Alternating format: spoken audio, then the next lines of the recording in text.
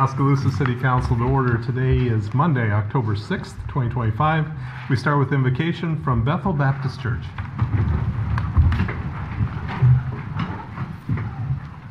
Dear Heavenly Father, we thank you for the gift of this city and for those who serve it.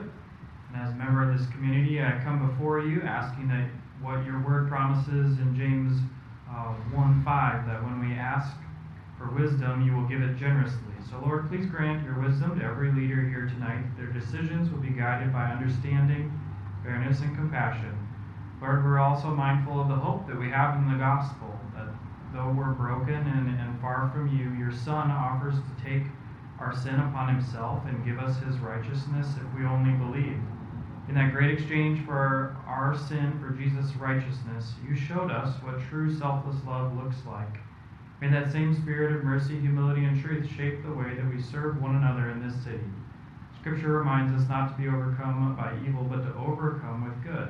Let goodness mark this meeting and our community. Bless our leaders, our families, and our city.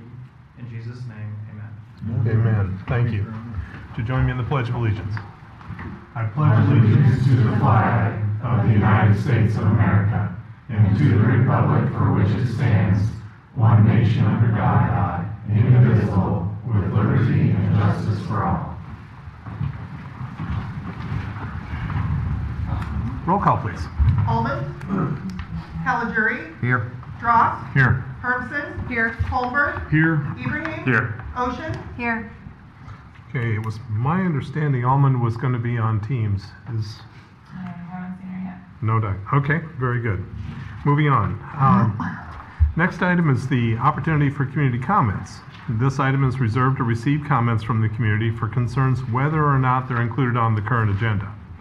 The community is encouraged to speak before the mayor and city council, asked to keep statements brief, time limited to no more than 3 minutes. Any questions are to be asked to the city staff, council members, or the mayor prior to speaking to the full council, so concerns can be properly researched and perhaps answered away from the meeting. Finally, comments are to be directed to the mayor and city council only. And we do have 3. Let's start with Nick Ryan.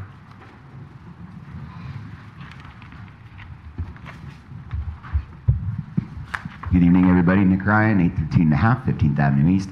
I just wanted to express on behalf of the majority of the residents of 8th Avenue West about that reconstruction project. It seemed, as far as the meetings that I've been present for and that issue's been discussed, the one thing that there didn't seem to be a lot of disagreement on was the road width and the necessity of parking and being able to get emergency and utility vehicles down that road in a pinch. I know that there's a couple options on the table for sidewalks, but the one thing that nobody seemed to disagree on was the width of that road needs to stay at 31 feet. And then just as a reminder to the council, one of the reasons that we're even here at this point on this issue is because of the city's Complete Streets policy. And just as a reminder to the council, the Complete Streets policy is adopted from UN Sustainable Development Goals, and I strongly feel that those initiatives may not exactly be in alignment with the values that this community holds dear, or even the founding principles of our country. They lead to reduced personal vehicle ownership, and kind of in the long term forces people to mass public transit, and I'm not sure that's something that Oskaloosa residents by and large are terribly keen on. But just again, a reminder that the one thing that everybody seemed to be in agreement on was the necessity to keep that road at the width that it was. Thank you very much for your time. Okay. Next up, Judy Gronendijk.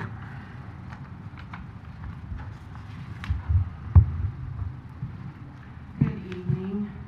Judy Gronendijk, 516 North D here in Oskaloosa. Mr. Mayor, council members. I'm here on behalf of Experience Oskaloosa. We're going to be hosting a forum for the City Council as well as the School Board, October 16 and 17. So the 16th will be the School Board, the 17th will be the City Council. 6:30 at Mahaska County Outreach, or not Outreach, Extension Office. So I've sent emails out to Andy and Rhonda, Janet, I don't know if you've gotten those. So just want to extend the invitation across the board and hope that you'll attend. Experience Oskaloosa is nonpartisan, and we don't endorse any particular council member or candidate for the school board. So hopefully we'll have a big turnout, and we hope to hear from you all. Okay, where was this going to be held? Sorry. Mahaska County Extension Office. Oh, okay.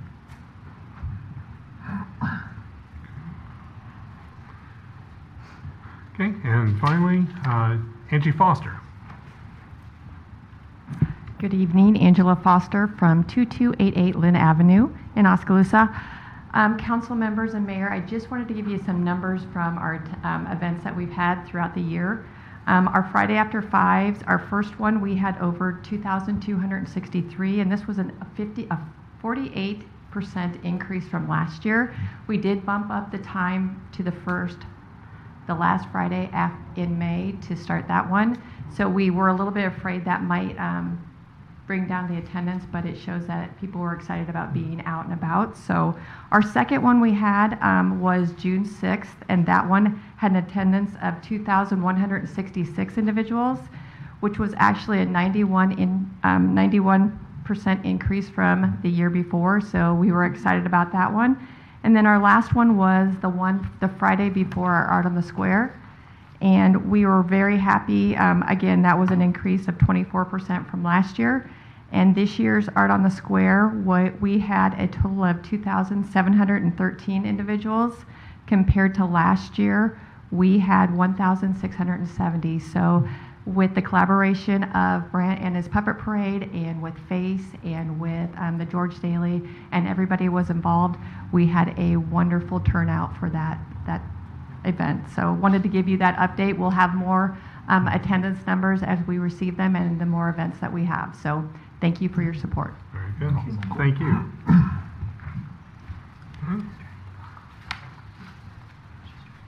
Oh, we have received a text that Rhonda's trying to log on. Is that It might be a minute or two. okay?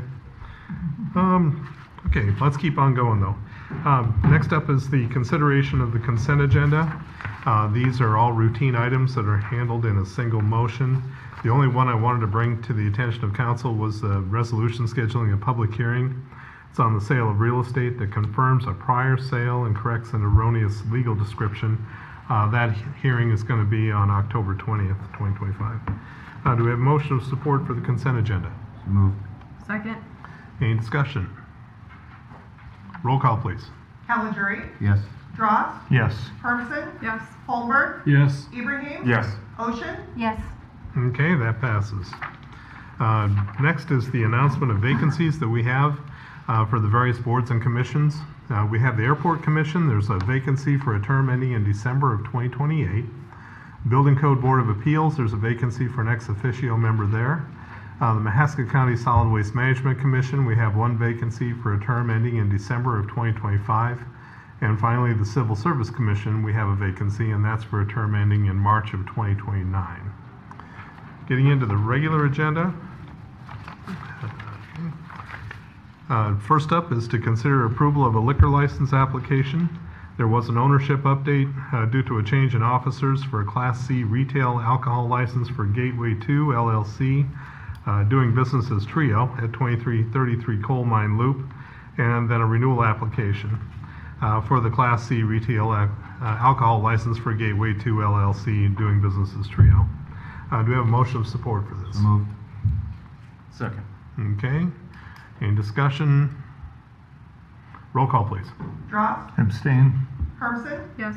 Holmberg, Yes. Ibrahim, Yes. Ocean, Yes. Caligiuri, Yes. Okay, that passes. Item B. This is a proclamation signing for Pregnancy and Infant Loss Awareness Month. And I'll read out the proclamation that was signed today. It says, whereas pregnancy and infant loss is such a common occurrence, one that is usually not recognized, and many Oskaloosa parents and families have suffered a miscarriage a stillbirth, or the death of an infant during delivery or shortly after birth. And whereas this devastating tragedy often occurs suddenly, without warning, because of miscarriage, stillbirth, preterm birth, sudden infant death syndrome, accident, or other causes or complications, and Oskaloosa wishes to acknowledge the profound grief experienced by families who suffer the death of a baby. And whereas Oskaloosa wishes to acknowledge the existence of the babies and infants that died far too early, and even the shortest lives are still valuable, and the grief of those who mourn the loss of these lives should not be trivialized. The 15th day of October is recognized in parts of the United States and in many other jurisdictions around the world as a day of remembrance and awareness of pregnancy and infancy loss. Whereas this proclamation invites all residents of Oskaloosa to participate in Pregnancy and Infant Loss Awareness Month and Wave of Light, an annual day of remembrance and awareness of pregnancy and infant loss on October 15th. Now therefore, I, Mayor Dave Kreutzfeld, hereby proclaim October as Pregnancy and Infant Loss Awareness Month in Oskaloosa and encourage parents, caregivers, and all residents to become educated in opportunities to prevent pregnancy and infant loss and support bereaved families when prevention is not possible. It was signed the 6th day of October 2025. Moving on. Item C. Let me make sure this. Yep, we had on the agenda a presentation on Firm Foundation Housing and Wellness. They have notified us that they're unable to attend the meeting, so we're putting that off to the next. Item D. It's receiving a presentation on the economic impact analysis of the city's EPA brownfields projects from Eocene Environmental Group. Yeah, so as everyone's aware, I'm sure the city's had a long 10 years here almost with the EPA Brownfield program. So we've had Eocene is executing the current grant under a subcontract, and so Ben Smith is here to present on what his findings were for that economic impact that these grants have had for the city. Evening, my name is Ben Schmidt with the Eocene Environmental Group. Okay, I got a council member came in. Okay. So here's what I'm going to go over really quick. We're talking about economic impact analysis, and it's a very large model goes in, so I'm going to do a little bit of the methodology behind the models to kind of understand what went into it. And then we're going to kick out the results, and then one of the main success stories of the Brownfield program here in Oskaloosa. So going into the methodology, we used an input-output model, which that means a lot of stuff goes into the model and kicks out what came out from all of the transactions that money had, goods had within an economy. Because economies are so complex, you need to make a simplified model. So an input-output model has a lot of different basic principles that go into it. The first being the consistency principle. Everything that goes in comes out in some way, shape, or form. You can't create or get rid of matter using good old laws of physics there. The homogeneity model or principle, what that means is every business creates one good. Yes, we know if you have a bakery, you can make bread, you can make cookies, but it only modeled out one good that came out of it, just to kind of keep things simple and to keep the model moving.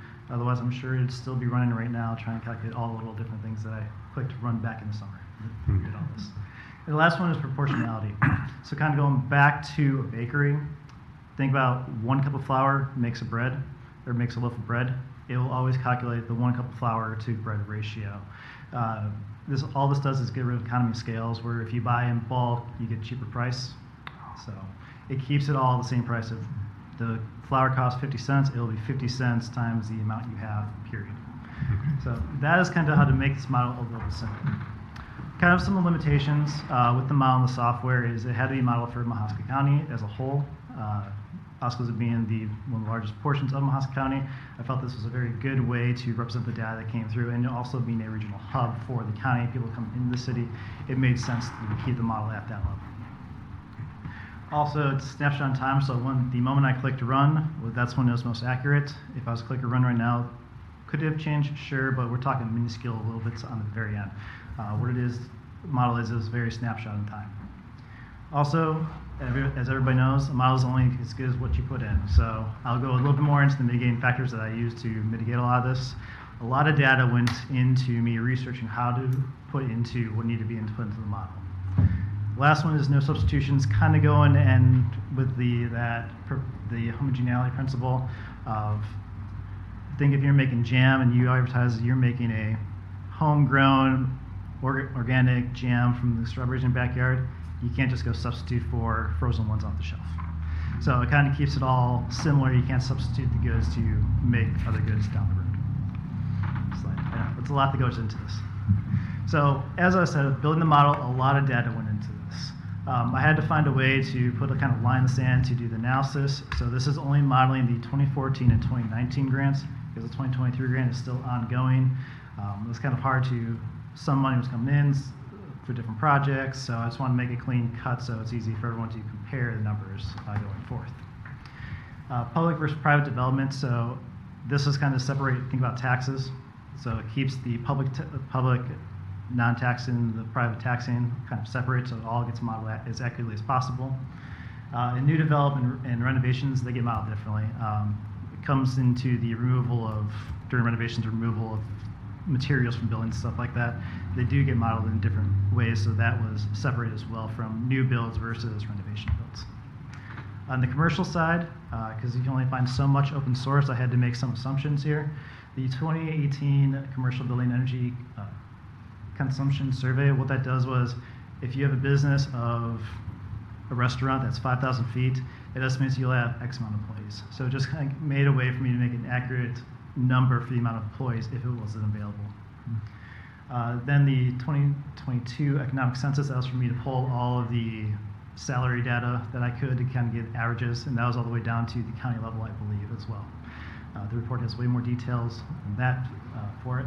And then current commercial usage, so this is me going online to see what is being used in the different businesses that were modeled throughout within the model and within the city from the redevelopment projects. On the housing market, because there was some housing impacts from the renovations and projects that were done through the brownfields programs. There's 2 single-family homes that got modeled in this, and then a series of, I believe it was 2-bedroom apartments that are in the Swim building, about grids that were also modeled as well. For prices, I just took the real world sale prices for the homes, and then I found a flyer from those apartments when the first went on sale, compare that to average cost of a 2-bedroom apartment here in Oskaloosa, and used that to model the rent. And then there's some assumptions I put in for basic housing repairs for both renters and for the housing market. So what got modeled? It's a build, so it looks like it. There's 9 businesses that got built in here. There we go. So you have the Trio and the hotel, down the Coal Mountain Loop, the YMCA, Pizza Hut, Bridget's, Domino's, and then the Clean Laundry as well, all got modeled in here. And then Trio got, because it's 3 different things, the movie theater got modeled, the restaurant got modeled, and then recreation got modeled for the Trio. The YMCA I left is just a recreational facility. I know there's childcare with it, but it wouldn't have changed much going on, so it just got modeled as a kind of a recreation site because there are limitations of, even the big list I had to choose from, I can only choose so much. So what does that mean? 29 different inputs went into making this model. Yes, it was fun. What the slide is showing is just where all these inputs came from. The light blue being the 2019, and the shadow behind it, so 2014 grants. To note here is there you can see the difference of if just inspections were done, those got modeled appropriately, versus if renovations and construction was accomplished. Those got modeled through the center portion there. Looking at every different leverage funds being money that came from TIF, money that came from development that we could find, both private, some private entities actually gave confidential numbers that were used in the model. We'll just see it in the report of the numbers were used in the model, but they were removed, redacted from the report just to keep public-private interest separate. From that. And then in the 2014 grant, there was a little bit of city salary money that got portioned out for it. It's very minimal, but still got modeled appropriately that way. All that kind of kicks out to where are we going with this? Results. I know that's what we care about. advance my slides, I'm sorry. One more.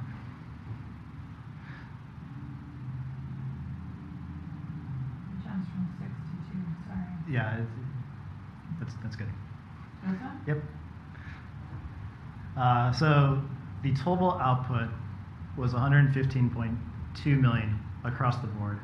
This is both direct, indirect, and induced, which what that means is the direct, obviously, you put money in, you get it out.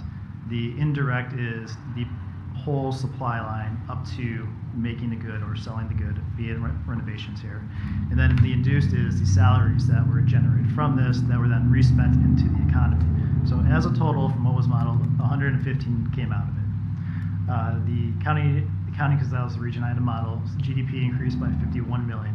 And then of note, jobs supported, and again, this is supported, not created, because you have to think about the whole supply chain line that goes into this.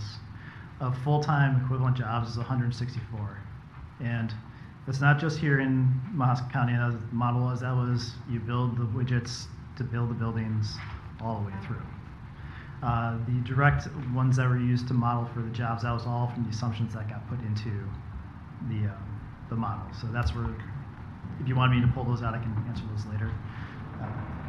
Benjamin remarks, I don't have them off the top of my head, but I can answer them. But of note, what's really important here, and what all this driving is how successful was the program. Every dollar spent, and that's just not the grant money, that's every investment put into the buildings and everything, 24 cents came out. Looking across multiple projects and the multiple analysis that I've done, this is very good. Usually I'm seeing like 2022, Oskaloosa's got 24 cents on the dollar that comes out of every redevelopment dollar that came through. I know, City Council taxes, if you're interested. Looking at taxes. So directly, again, this is the direct from the model, just under $8 million, with an extra ripple, which that would be your induced and indirect, an extra 2.3. And then that's across the board, state, federal, and local as well. County-wise, directly it's 533K, and then property tax. Yes, there's also an asterisk here because there is public lands and everything involved. The public stuff was pulled out, and that is the true 1.2 was the property tax. Again, that does not model for TIF assumptions as well.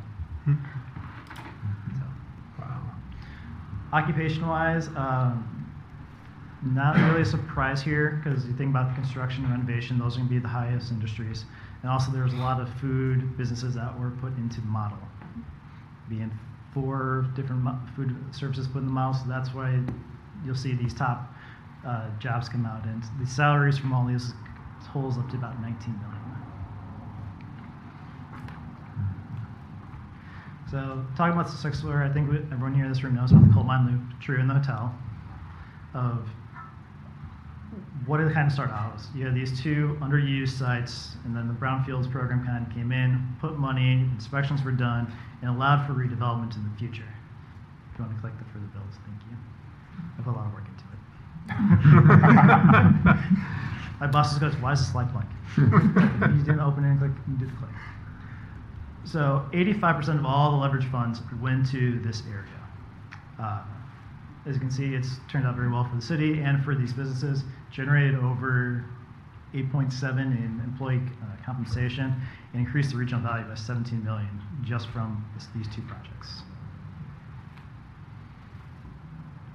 That's all I have to show for the economic impact analysis.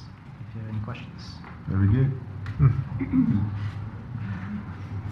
Appreciate it. Those are cool slides, by the way. It shows that you put a lot of work into them. Thank you. And so you mentioned that Oskaloosa did a little better, $1.24 versus $1.22-ish. And so what can we expect going forward? Would you expect that trend to continue? Here's the answer, it depends. Okay.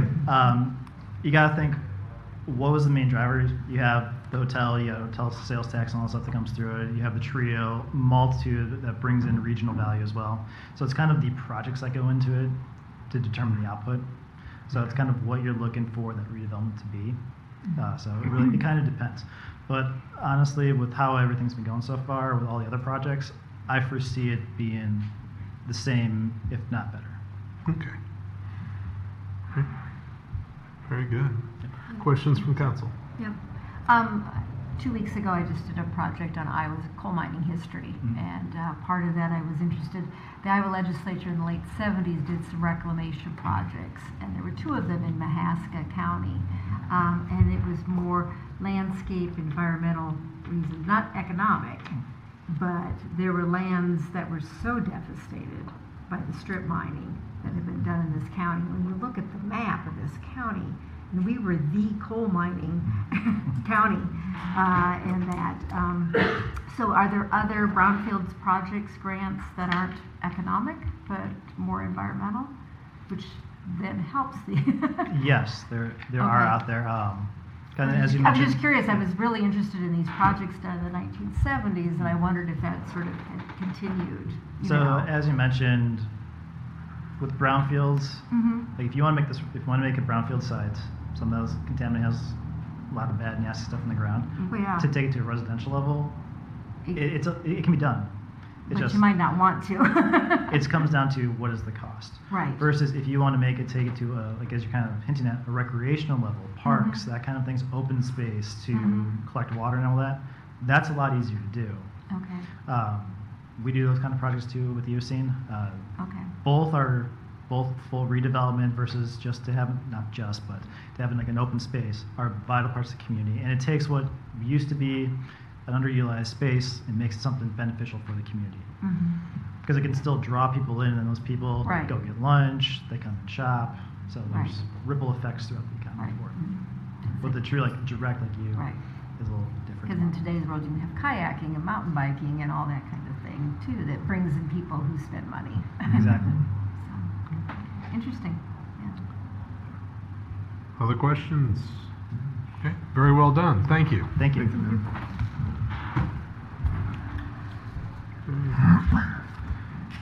Getting us to item E, code enforcement. A lot of good things happening in Oskaloosa. Yeah. I get to follow that. Quarterly report for code enforcement. I will read our mission statement. The goal of the program is to encourage private property owners to maintain their properties within established community standards and to uphold the city council's directive to eliminate nuisance conditions that negatively affect community appeal, reduce community pride, and threaten to reduce property values. So for the quarter that we just ended on, we had a total of 177 cases, with 143 of those being closed so far. And the breakdown of those, as you can see there, once again, obviously a lot of those were grass. We did have quite a few garbage and junk this quarter. And then one thing you'll see we're starting to get a few more cases on is the animal, not so much complaints, but there are complaints with the chickens and stuff throughout town. People are not aware of that code, that they do have to register to have chickens and come before the planning and zoning to get approved for that. So as we find those, we've been notifying the people and giving them the city code on that. So to give you some of the examples, start with the 606 South 5th. Before mowing, you can see the grass there was extremely tall. We had a lot of moisture this year, obviously, and then faucets shut off, and that was about the time the weeds were taking over and things got extremely tall quickly, and that's why the uptick on the mowings for this quarter. So next slide, you'll see it mowed. LA Lawn Care, who we contracted, did a good job on that one. Next one is abatement that we performed. The garbage bags, the black garbage bags that you see, over half of those were actually garbage and actual household garbage. So normally that probably would be given time to take care of that themselves, but with that being garbage and the health and sanitation part, that is where we make the determination to come and abate that right away. I believe that one did get also mowed. We gave them a mow and trash abatement at that property. And that is definitely a repeat property for us, so unfortunately. You see the cleanup afterwards. The next one, 9th Avenue West. I apologize on the after pictures. I forgot about the trash bags up toward the house, but they were removed as well. So the property owner themselves took care of that one. So I open it up to any questions you might have. Tell me more about chickens. Is it just a case of somebody makes a complaint, you tell the owners that, you know, hey, these need to be registered, and then they go ahead and take it from there, and that's it? That's most part of it. I'll remind the council and the public viewing that we do complaint driven, where you can go online, give us a complaint, email, or we also get in our vehicles and we do proactive. So it's you know, both ways. We find some of them just driving around, and it's not a thing of, you know, other than just informing the person. We've got pieces of paper that we made copies of with the city code instructing them of the ordinance on chickens. Most of them don't even know it. So it just gives them a time frame to, you know, come in, register, and then we give them extra time if needed, because a lot of times planning and zoning meeting, you know, it could take a while to get that set up. So usually if we're dealing with chickens, it's a rooster. So obviously those have to go regardless. So there was one that we found this year that was chickens, ducks, and a nice big white turkey. Yeah, there's a little bit of everything. Okay, wow. Can you guys hear me? Yes, we can. Can everybody hear me? I just got on. Sorry, it took me a little bit. I didn't get on until 10 after. Yeah, what's up, Rhonda? Hey, I just want to thank Scott for that, also putting that on the website. I can tell you that I don't even want to tell you, Scott and I've had several conversations about chickens, but I had people that came up to me and had no idea the number or the amount. And so, Scott, I think posting that on your website, or whoever was in charge of that, was fantastic, because I was very shocked at how many people didn't realize that there was a limit of all the chickens. So thank you for your hard work. I was just going to ask, you had your best ratio on miscellaneous, 3 for 3. What was miscellaneous?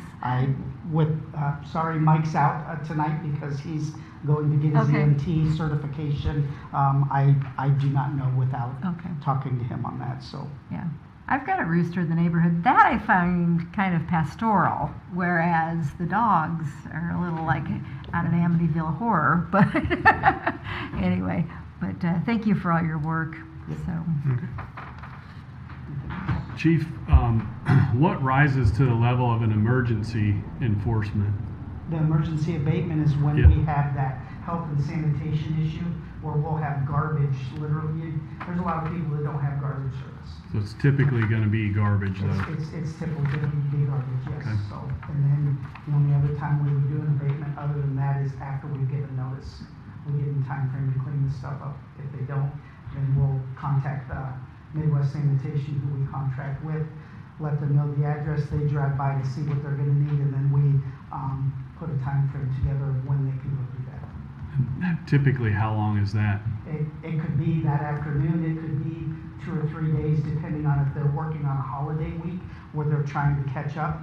So for you, if it was you, for instance, if I put a green tag on your house, gave you 3 days, then we would write a letter after that if it was just debris and not garbage, and say, okay, this has got to be done. So then you're getting probably another 2 weeks. And then after that, we would get a hold of them. So I mean, we're giving you 2 weeks, 2 weeks and 3 days plus whatever the garbage company when they can get there. Okay. So As long as it doesn't rise to that emergency. Correct. If Right. it rises to the emergency of health and sanitation, then Yeah, we're doing it like right if you away. see so if you And see a then, rat. even then, sometimes we don't get the trash company right away, but we sure get on it right away. Okay, thank you. Yep. I think that's it. Thank you very much. Thank you. Moving on to item F. This is a discussion item. It's regarding the Parks Vision Plan. So staff is requesting direction from the City Council regarding the long-term plans for the parks in Oskaloosa. City of Oskaloosa accepted the Parks Vision Plan on July 1st of 2024, and the city had partnered with Mahaska County Conservation and entered into an agreement with Iowa State University's Community Design Lab to develop the plan. One item of the plan was most desired updates. This item came about during the community engagement portion of the plan. The community provided the design lab with input, and during the community engagement, those in attendance also were asked about the most frequented parks, where funds should be directed, and the most desired updates. The summary that was provided included a combination of park funding and park updates activities. So in Edmondson Park, the suggestions had to do with the splash park or splash pad, the improving of existing structures, fixing the chimneys at the shelters, so that's ongoing maintenance, improving the restrooms and expanding the natural habitat. And then in the city square, there was suggestions regarding public restrooms and then also some additional landscaping. So additional option council could consider is to conduct a survey to gather more information on resident preferences for parks and recreation, capital improvements, including the location of where they should be. So at this point, City Manager Sean, I don't know if you have anything to add? One thing I would add is if the council had the desire to say go after the splash pad and felt like that was really important at this time, it would be something that we would try and fundraise for and have that be a community project that we go after. It wouldn't be the intent to just add that to the capital list, because that's something I think we can rally people around to. And then also, let's say a splash pad, just make up numbers, it's 500,000. The goal would be to raise more than that so that we could have ongoing maintenance costs paid for over time. So that's the intent behind this. And so if council feels really strongly that you'd like us to kind of go after one of these things based on that study, we would be happy to kind of go after it. Or if you want us to do just a little bit more research, do a survey or something, we can do that as well. I've talked to I'm not from Oski, but I've talked to people who were born and raised here, and I was informed there used to be a splash pad out there in Emerson Park. Or some sort of It's a wading pool. I think it was a wading pool. Wading pool. So there was something out there. I like to see Emerson Park grow. Yeah, we have other parks in town, but let's start with Emerson Park, doing some investments in there, and yeah, I think get some people together, come up with some ideas, or I'm open. Yeah. Do we know how many people contributed to the initial responses? Because that could help determine if we need to do a survey. That's a good question. Yeah, Janet, I believe, if I remember correctly, there was 74 participants in that study, in the community engagement we did out at the ELC when we were putting this vision plan together. And how this kind of came about, and 74 people doesn't seem like a lot, but my understanding from the design lab is they were blown away by that number. They've had other times when it's been community this size and they get 15 or 20 people to show up. So, and the way that they did this is each person got 4 pieces of candy, and that was represented a quarter, and they put it into most funding, most desired. That's how they came up with the documents that she's scrolling through now. Hey, Sean, this is Rhonda.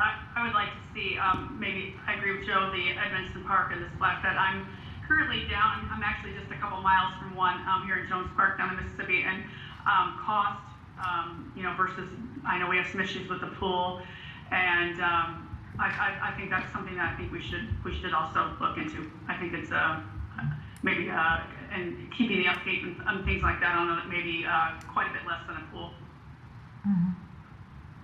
So what kind of survey you've got in mind as far as what kind of questions? How would that be? I could see 2 different things.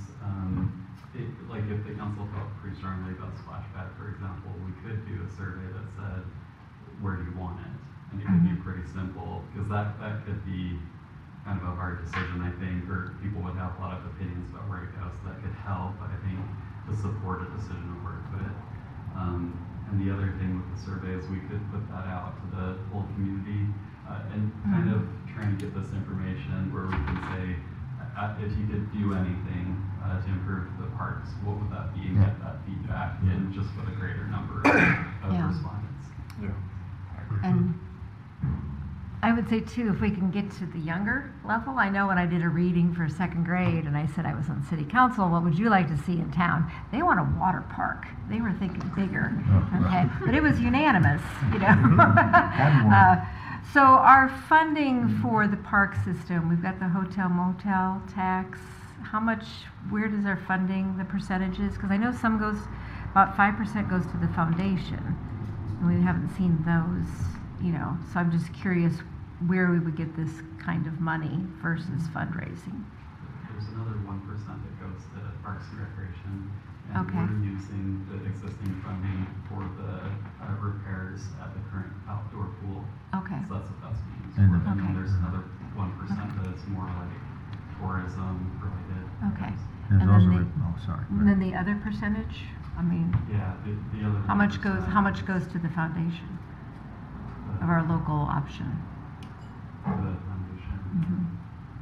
That's the 5 you're speaking of. Yeah, Yeah. yeah. So 5% to them, 1% Yeah, to her. because I've never, 1% I've never Parks seen a and Rec. report of that money in the Yeah. 4 years I've been on council, so, Mhm. okay, I mean, We're also repairing a building out there too, are we not? The pool house? Yes. Yeah. Yeah, that's what some of that money is used for. Yep. yeah. Yeah, maybe a survey would be nice just to see input, you know, what people like to see out in the park. Or even if they're interested in helping fundraise for it, because if the Mhm. community's not behind it, Right. Yeah, if we don't have the money. How long ago was it that we collected the information that we did have, 74 participants? We accepted it July 1st, 2024, so that was probably done in October, November of 23. I know it was done. Well, probably later than that because they were worried about a snowstorm. Yeah. And And we they were didn't- contemplating moving or canceling, so Mhm. maybe it was closer to January. Yeah. Yeah. They did a very nice overview of all the parks. Like I hadn't thought of the library, that square there, as a park, but it really is. It is probably one of our best used, you know, and very visible. So it was an interesting survey. So,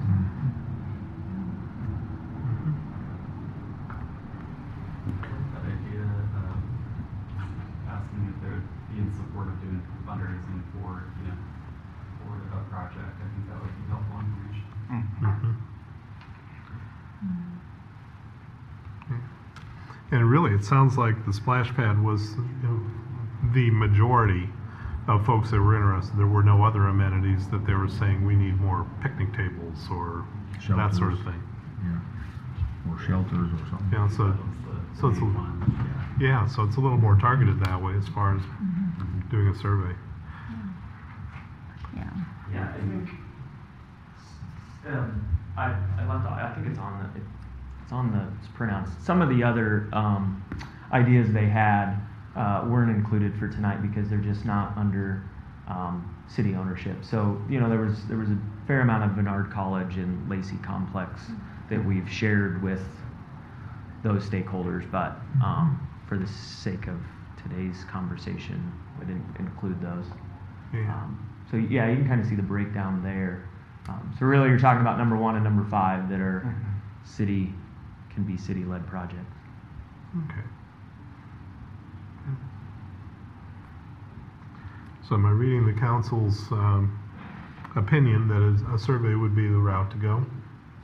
Yeah. Dealing with placement and also fundraising willingness? Anything else?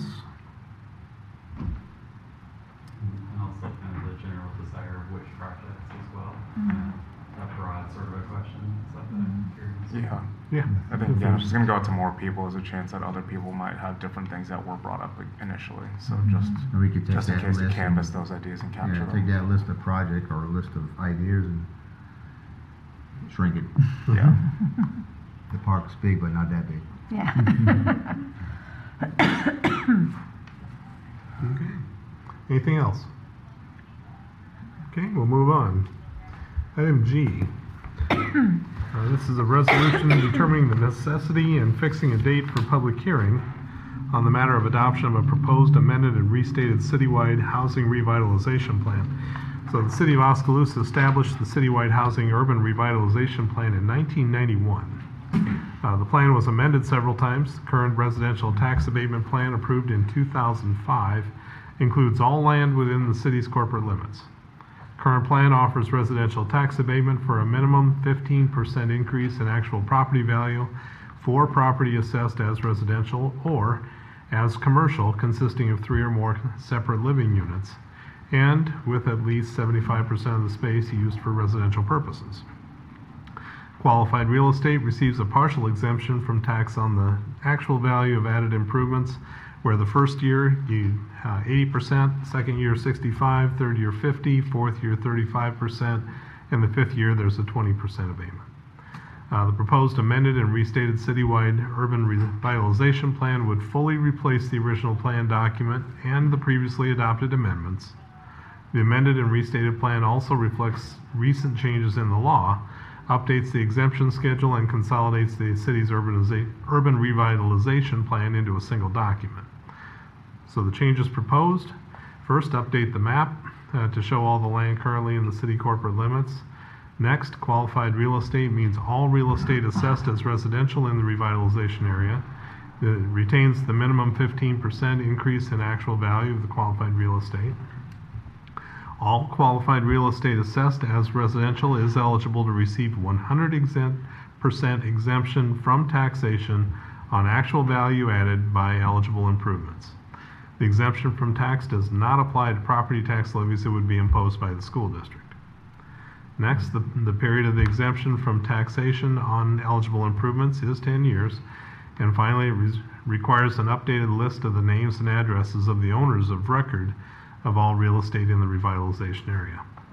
So a recent survey of other Iowa communities found that offering the 10-year 100% tax abatement on qualified improvements is the most common residential incentive. Updating the plan to include the extended tax abatement schedule allows Oskaloosa to stay competitive in the housing market. So the amended and restated citywide housing urban revitalization plan also brings the plan in conformance with the terms approved for the One West LLC development agreement and allows the residential tax abatement for all qualified residential improvements. There is a public hearing required prior to a council approving the amended and restated plan. The resolution schedules the public hearing for October 20th and directs publication of the notice of the hearing. Staff is recommending approval of the resolution. Do you have a motion of support? So moved. Second. Okay, discussion. I think one thing that's interesting about abatement now, because I think this is relatively new, is that the school taxes are not abated anymore. Right. I mean, that's something new, right? They have some exemptions. Because I mean, again, when we built our house 20, however many years ago, it was a true, year one was true 100%. I paid $16. I'm like, to win. Mm-hmm. But, and then, you know, I mean, back then that was a big deal for us. But now, I was just looking, I think the school tax is maybe about 30% of the overall. So extending that out a longer period of time helps kind of offset some of the loss of benefit to the home builder, I think. And that's kind of how I'm processing it anyway. Mm-hmm. I know from attending Pella's City Council, they were doing some 15-year tax abatements, but it was because developers were putting in infrastructure such as roads, which would then go to the city. So there, it wasn't just a property that they were going to make money off of. The builder was putting in infrastructure, and that required the 10-year or the 15-year tax abatement versus the 5. So it's going to require some, you know, a little bit of debate about what's going on, you know, what kind of building and what they're adding to the community, what the incentives are. So it was interesting to hear that in Pella. So. And Lisa, correct me if I'm wrong, but just for clarification, I think they're doing 15-year TIF. Mm-hmm. So the tax increment financing with the rebate rather than an abatement. Right. So One thing I like about abatement, I mean, two things that or just something as I've learned, TIF usually is a rebate back to the developer, whereas the abatement actually goes to the homeowner or to the business owner. So if Sean builds out a new subdivision, he can request TIF and get rebated for that infrastructure cost. Yeah. But if Sean as a contractor builds a house for Andy gets that benefit of that abatement, which so it's two different ways to skin the cat. And applying for this and using the form still requires city council approval, correct? Okay. It's not an automatic, I put in the form, I get my abatement. Okay.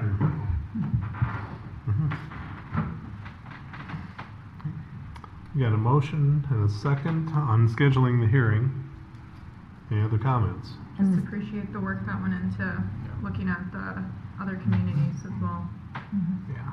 And this is just scheduling the hearing? Yep. Yeah. Correct. I just wanted to double check. Roll call, please. Hermsen? Yes. Holbert? Yes. Ibrahim? Yes. Ocean? Yes. Almond? Rhonda? Ron? Caligiuri? Yes. Dross? Yes. Okay, that passes. Next is to consider a motion pertaining to the agreement for private development. Robert and Amber Burrell, dated September 28th, 2018, for property located at 1405 B Avenue West. So back on September 28th of 2018, city entered into an agreement for private development with Robert and Amber Burrell for property located at 1405 B Avenue West. In November of 2021, Burrell sold the property to B Avenue Apartments LLC. The agreement remains binding on all successors and assigns. The agreement required city improvements to B Avenue West, and in exchange for developer completion 60 apartment housing units by September 1st of 2023. Public improvements were completed in May of 2019, but only 36 of the 60 apartments were completed, which is 60%. The agreement requires reimbursement of a proportionate percentage of the city's costs if the developer failed to complete a portion of the 60 housing units by the September 1, 2023 deadline. This reimbursement amount is $60,001.08. The Burrells recently signed a purchase agreement with B Avenue Apartments LLC to buy the property back and plan to complete construction of the remaining 24 units. Staff is seeking council direction on how to proceed and proposes 3 options. First, require the payment now of $60,001.08 to the city from the current owner of B Avenue Apartments LLC. That settles the agreement. Number 2 would be to extend the $60,001.08 payment deadline to December 15. That allows the Burrells to complete the property closing and settle the repayment obligation to the city at that time.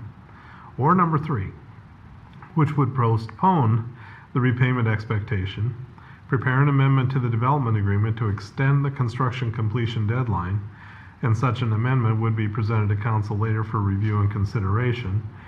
Staff is recommending option 3. With the housing shortage, Oskaloosa would benefit more from completion of the 24 housing units, and the terms of the agreement would still remain. So do we have a motion of support on which of the options are presented, or if you want to be creative, you got something else up your sleeve? I'll make a motion for option 3.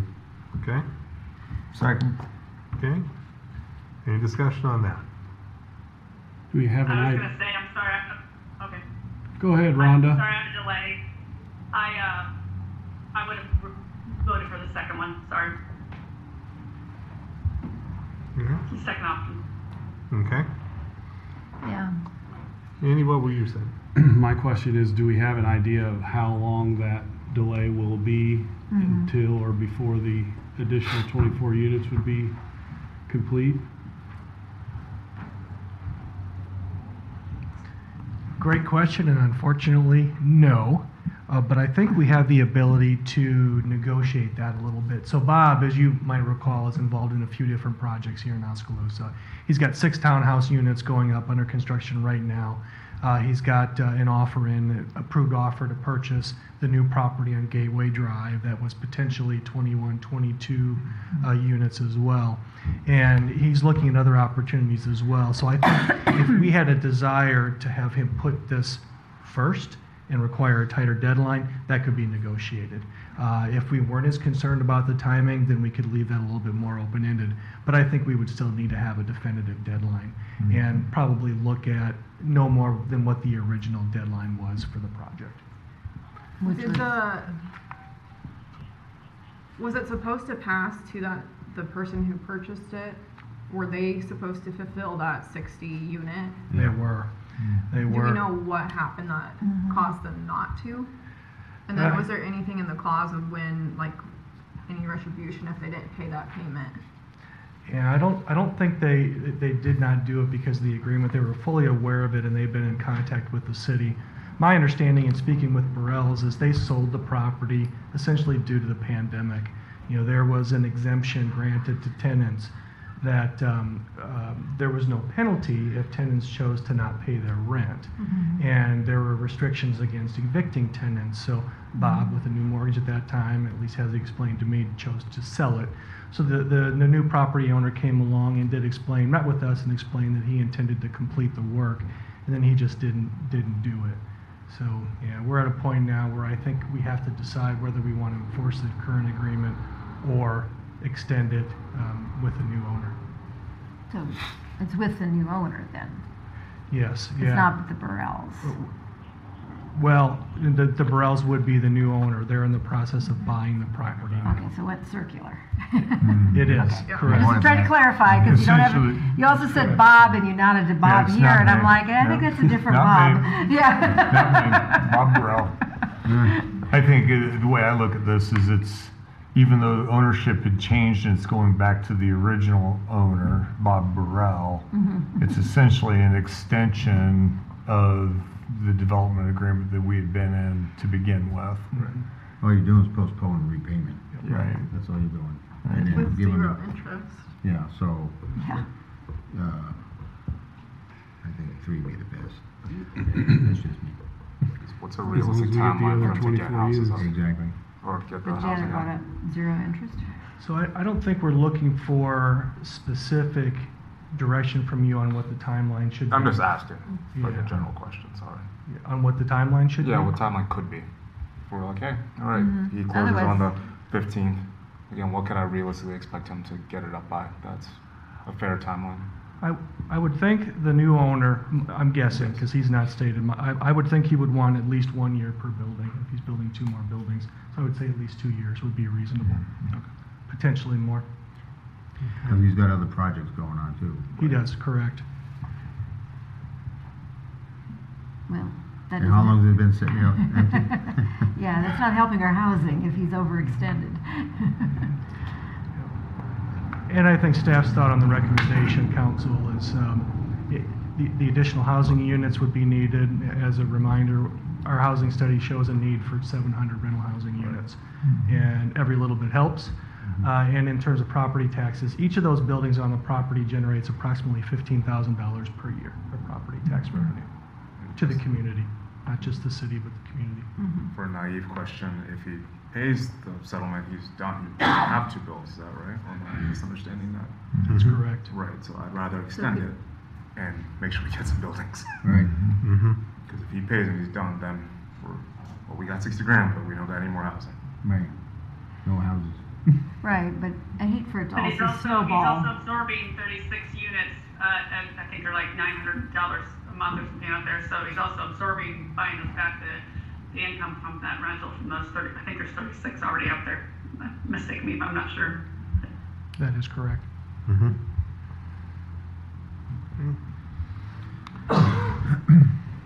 Any other comments from council? We have a motion and a second to postpone the repayment expectation. Roll call, please. Colbert, Yes. Ibrahim, Yes. Ocean, No. Almond, No. Caliguri, Yes. Dross, Yes. Hermson, Yes. Okay, that passes. Getting us to item I. a motion to direct staff on the revised design criteria for 8th Avenue West reconstruction. So staff is requesting some guidance on this. The plans for the project were given preliminary approval at the June 2nd council meeting, but the final plans and specs not approved when they were considered at July 7th, 2025 council meeting, or at future meetings where the resolution was reconsidered. While staff could redesign the project based on updates which were approved at the Complete Streets and Sidewalk Policy on September 15th, 2025 meeting, they're requesting a motion from council since some members have expressed preferences which are different from the previous and current policies. Primary items staff is seeking direction on are the presence of sidewalk on the roadway and the width of the street.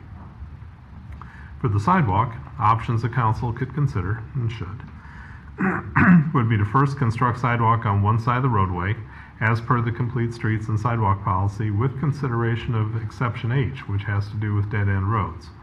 If this is selected, the council would also need to indicate which side of the road should be selected. Staff is recommending the south side due to conflicts with existing trees and utilities on the north side of the road. Those conflicts can be resolved if the north side would be selected. Another option, don't construct sidewalk as part of the project. Another option, construct sidewalk on both sides. As for the roadway width, staff has recommended roadway be reduced from 31-foot wide to 27-foot wide roadway as 8th Avenue West serves only 10 homes and a farm field. It's generally desirable to restrict roadway width to encourage traffic calming in areas with extremely low traffic volumes and to reduce the overall cost of the roadway system and its maintenance.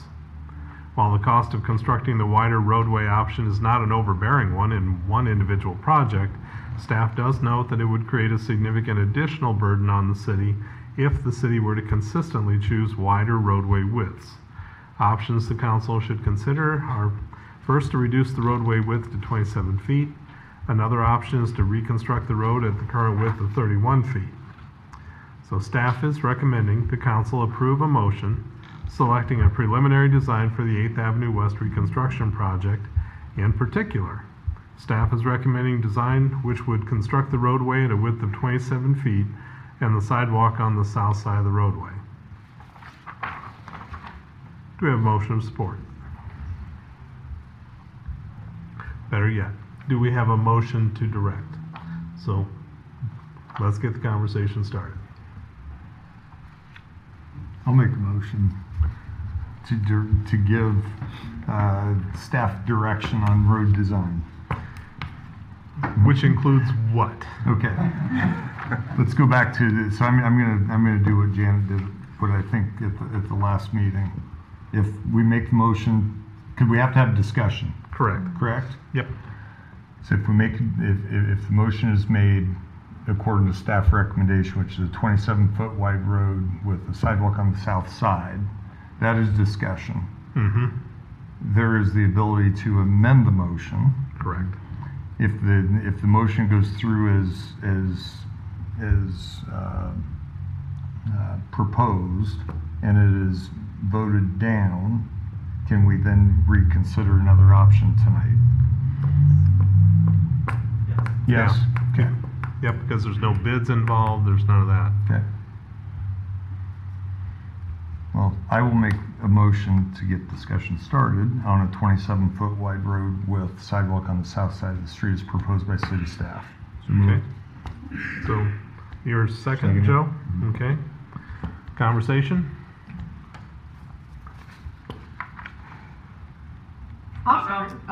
So there's anywhere from 4 to 8 cars parked on both sides of those streets, roughly Sunday to Saturday. You go to one side, the mailboxes will be on one side, so I think it's going to eliminate, and maybe Sean Murphy can tell us exactly, but I think it's going to eliminate about half the parking. Having said that, and having a subdivision that's currently built by my house, that we have this issue with parking and getting through and sidewalks. I guess I'm going to agree to disagree. The people showed up. I'd like to leave it at 31 feet. I guess I don't have heartbreak with the sidewalk on the south side, but I think just shortening that or narrowing that is going to put hindrance to those people of those. I think there's 5 houses on the north and 4 on the south, or vice versa. Okay. Rhonda, could you clarify something though? The mailboxes, you mentioned, are you thinking that they would all be on one side of the street? I believe that's what Sean, I think that's what they were saying one time, if we narrowed it, I thought that's what they said, that there would be only parking on one side, or then the mailboxes would be only on one side. So I think you can't park within, Dave, I'm not sure, it's 10 or 12 feet. You have to leave so much space, which no one ever does, but there's so much space that you can't park on either side of a mailbox for the mail carrier. Okay. We might want to clarify that. Sean? I don't believe relocation of the mailboxes was ever something that was considered as a part of the plans. The only discussion I recall with the mailbox was concerning whether the farm equipment might have conflict with it. But there was no part of the plan that would have moved the mailboxes to different locations. Okay. Most likely, given the USPS's current policies, I would expect them to do one mailbox for the block if they were to propose changes. But that would come from USPS, not from staff. Right. Okay. Right. Okay. Okay, thank you, Sean. Lisa? I have a question on this sentence, okay? It is generally desirable to restrict roadway width to encourage traffic calming in areas with extremely low traffic volumes. Why do you need to calm something that's low? If you could explain that to me, because the sentence itself seems contradictory. So you can have a small volume of traffic that's driving very fast. Right. Essentially. Yeah. So the volume of traffic that a road has does not necessarily correlate with that design speed at all. If we were to put in a 40-foot wide roadway, even if only 10 people are using it, I would expect that they would typically drive very fast on that road because it's such a wide roadway. So the idea is that by thinning the road, we encourage people to drive slower. But it's a short road. I mean, I could see, like on C Avenue where I live, the dragster racing. If you made that road wide, but I don't see how you could even pick up speed in that small of a road. Not on a dead-end road, not on a dead-end road. Yeah, yeah. It's so short. I'm surprised how fast people can accelerate. I watch every day. One thing that we as public works get fairly regularly is requests to put in stop signs in order to slow traffic. And what we observe is that it just doesn't work. People might stop at the stop sign, but they'll accelerate so fast that they're going the same speed anyway. And a lot of times they end up at higher speeds because they just slam their accelerator. Okay. So a short run, on one hand, I understand what you and Rhonda are saying, that a short run doesn't encourage people or give them the opportunity to drive fast because of that length, but Yeah, you that's just not end what up we in the really observe field. happening. Yeah. I guess I just have one more thing. Sorry, guys. I hope I'm not interrupting. I know I have a delay here. I know that the last house on the south side is a daycare provider and has been for 25 or 30 years. Me having kids dropping off in the morning or picking up at noon or picking up in the afternoons, I just narrowing that with it being such a tight fit now. I think that's going to do a little bit of a hindrance to her business there on the end. How so? You never had to pick your kids up at daycare? No. How so? Try turning around. How's that going to be a hindrance? Now. How's that going to be a hindrance? They gotta go. You're narrowing it by 4 feet, so if you have a car parked, is there going to be clearance to pull in and back up? Pull in and back up my truck, no, you can borrow it. It's just now at 31 feet. It's not easy. You're backing right into the other person's driveway. The more you have to do that T kind of switching around, the more you're backing up, and the more you could hit a child, versus, it was my driver's ed teacher. Going in reverse is the most dangerous thing you do, and driving in a parking lot is the most dangerous thing you do. I mean, i.e. the Y this afternoon. So that's what I would worry a couple for. comments. So originally my issue on this was the 2 sidewalks. Like, I like that we have an option for one. I don't have really any preference where that one sidewalk goes, probably depending on what costs, utilities, what's there. So I appreciate looking at one sidewalk. My street that I live on, we have a very small road. It's, I don't know, 27, maybe 26 some feet, and it is a little bit of a nuisance. Parking sometimes can be an issue, but we only have one sidewalk, and I'm glad that we have one sidewalk, just because of our elevation. And so, I mean, we've learned to drive around, but it can be a little bit of challenge. And I think do we just need to educate some people a little bit as to, hey, like, you can't have 20 cars on the street. You have to be, mindful of neighbors, because one day when I have kids, we're not going to have room to park cars along the street. So I don't know what we'll do actually when our neighborhood has teenagers, because there's not a lot of options. But I don't know, I feel for the people, like, yeah, they have a lot of stuff going on there, but also I don't think that we can have every road in Oskaloosa be 31 feet either. And so I guess my original was a sidewalk, and so I can get behind one sidewalk. Other comments? I want you to be able to design a road without having to come to us to ask questions on every single design aspect of it. I'd like you to be able to, again, and I know we've got that now, but I want you to be able to come as you have before and present us a design, it makes sense, and we move forward. So I'd like to design the road as you have proposed.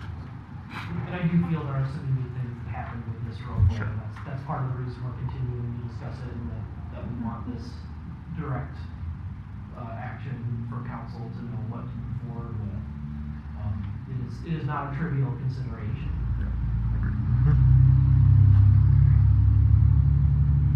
Okay. But I think this community is one that feels very strongly about its roads. I think of the state highways that crisscross, and they made them into 3 lanes. Do you know how long that took for people?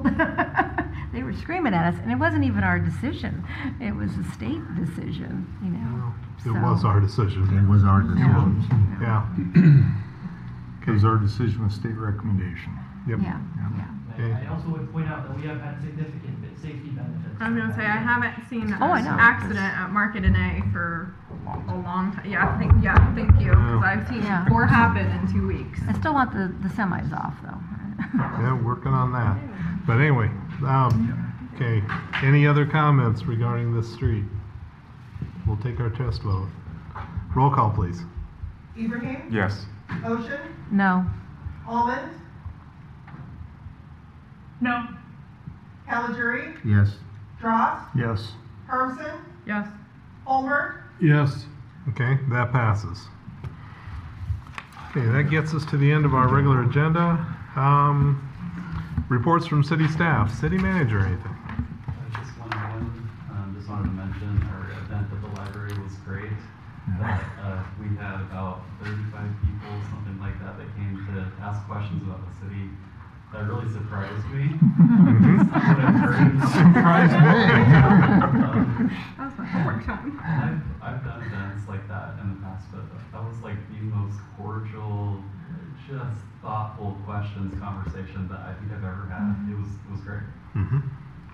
Yeah, and I would share that as well, but it's not my turn to talk. So, okay, city clerk. Okay, city attorney. Okay, council members. Lisa, start with you.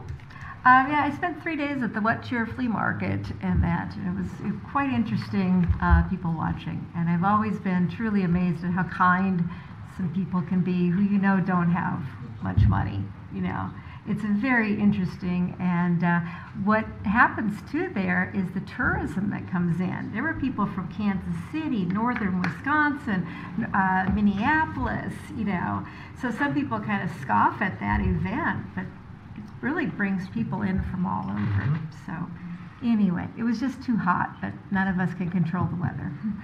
Okay. Joe. Nothing. Okay. Mr. Holmberg. I want to give a shout out to our first responders.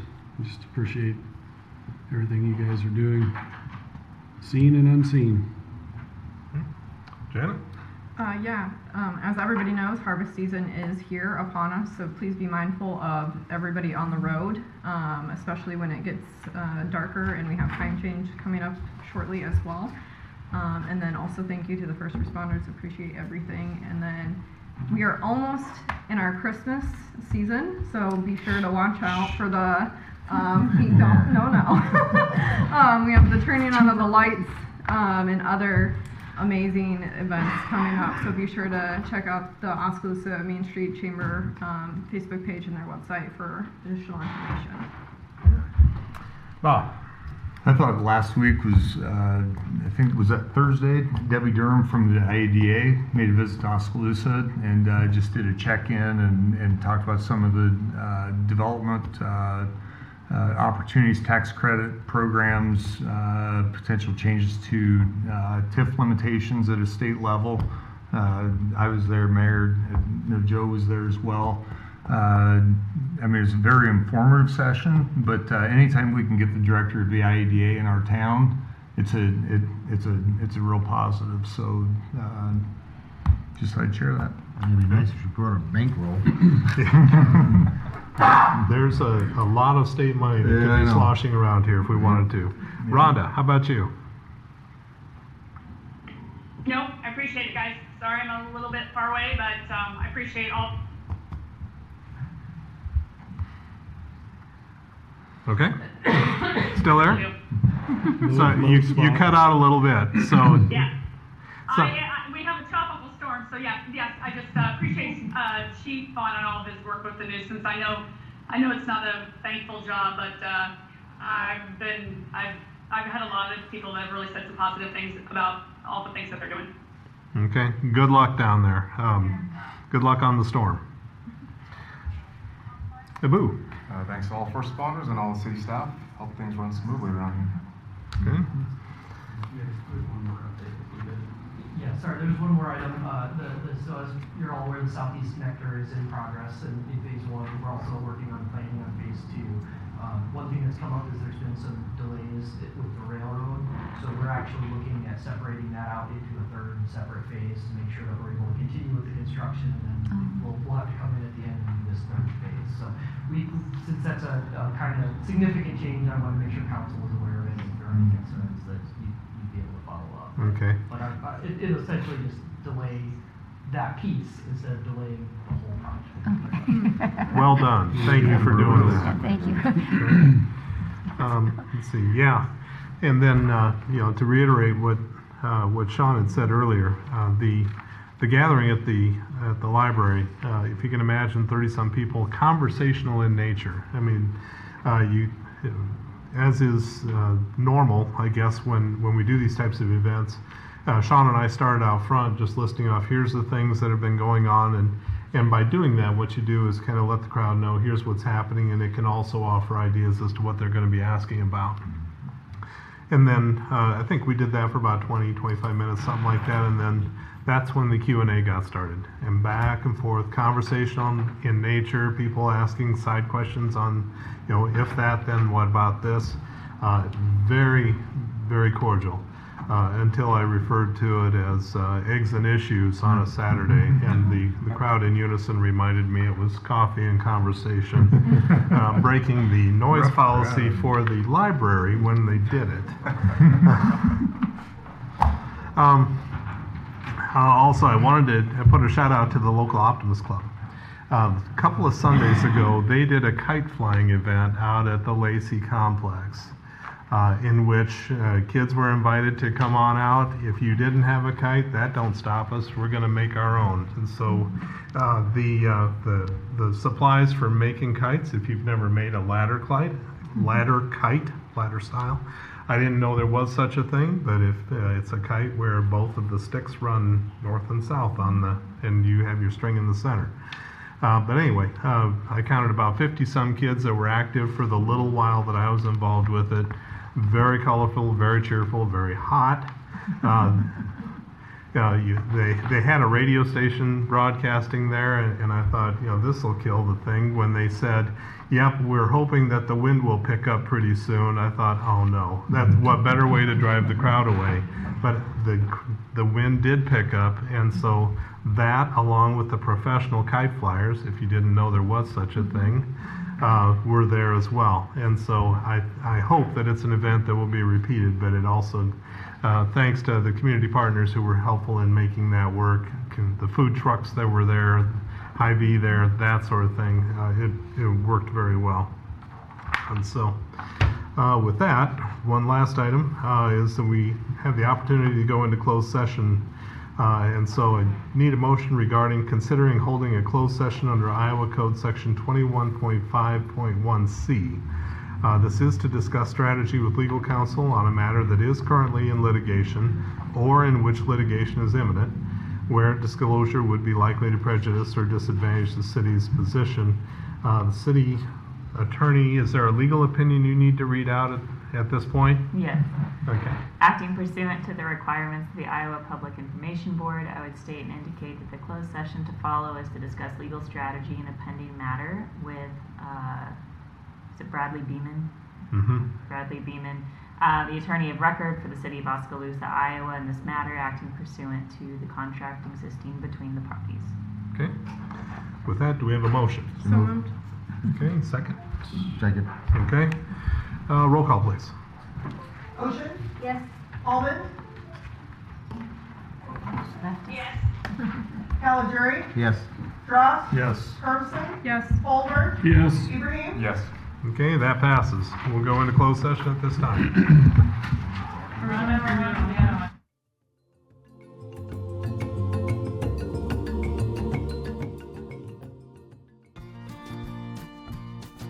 Session.